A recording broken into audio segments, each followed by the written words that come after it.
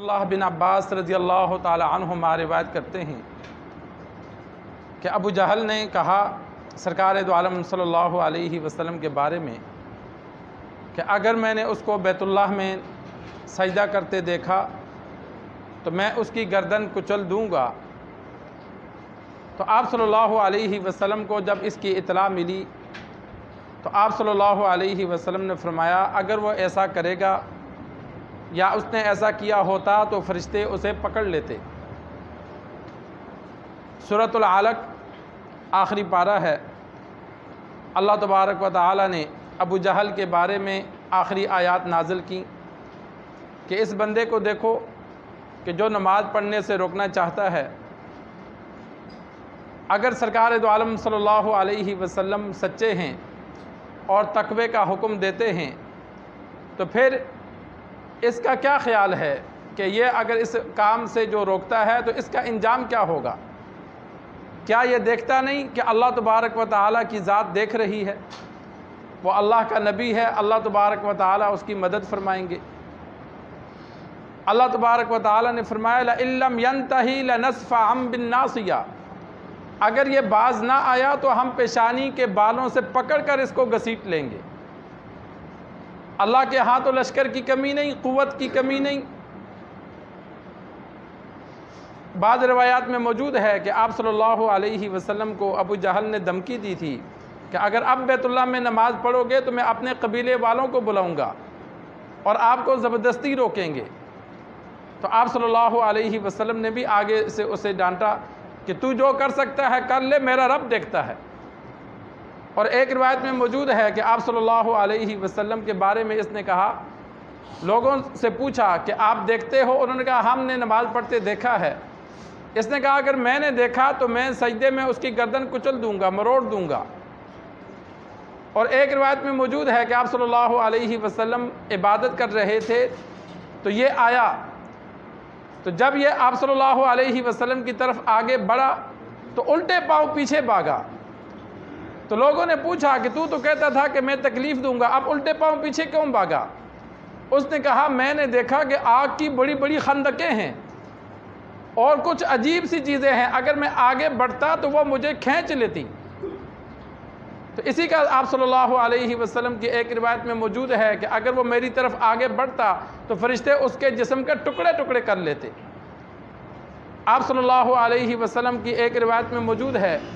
اور اسی طرح اہل کتاب کا وفد تھا، آپ صلی اللہ علیہ وسلم کے پاس مدینہ میں آیا، 15 دن یا کم و بیش آپ صلی اللہ علیہ وسلم کے پاس ٹھہرا اور روزانہ دین پر بحث ہوتی۔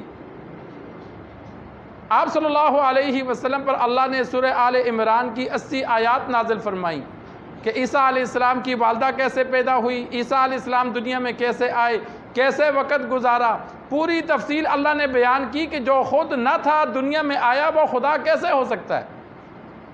پوری اس کی نسب اللہ نے بیان کیا کہ والدہ کیسے دنیا میں آئی، عیسیٰ علیہ السلام کیسے پیدا ہوئے، ان کو پالا کیسے گیا، پھر اللہ نے ان کو اپنے پاس بلا لیا، اس کے باوجود وہ نہ مانے۔ تو آپ صلی اللہ علیہ وسلم نے آخر میں ان سے کہا کہ چلو پھر ایسا کرتے ہیں کہ اگر تم ہر طرح کے دلائل سن کر بھی نہیں مانتے تو اکٹھے ہو کر دعا کر لیتے ہیں کہ یا اللہ جو جھوٹا ہے اس کو ہلاک کر دے۔ اسے مباہلہ کہتے ہیں، چیلنج کہتے ہیں کہ یا اللہ جو جھوٹا ہے اسے ہلاک کر دے۔ تو انہوں نے کہا ہمیں مہلت دو۔ تو ان کے جو عالم تھے انہوں نے کہا نہیں، مباہلہ نہیں کرتے، اگر آپ صلی اللہ علیہ وسلم سے ہم نے یہ مباہلہ کیا تو ہم نقصان اٹھائیں گے۔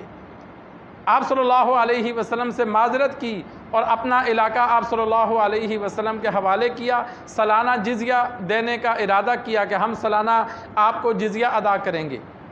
آپ صلی اللہ علیہ وسلم نے ابو عبیدہ ابن الجراح رضی اللہ تعالی عنہ کو ان کے ساتھ بھیجا کہ ان کے علاقوں کا حکم اور فیصلے کرنا۔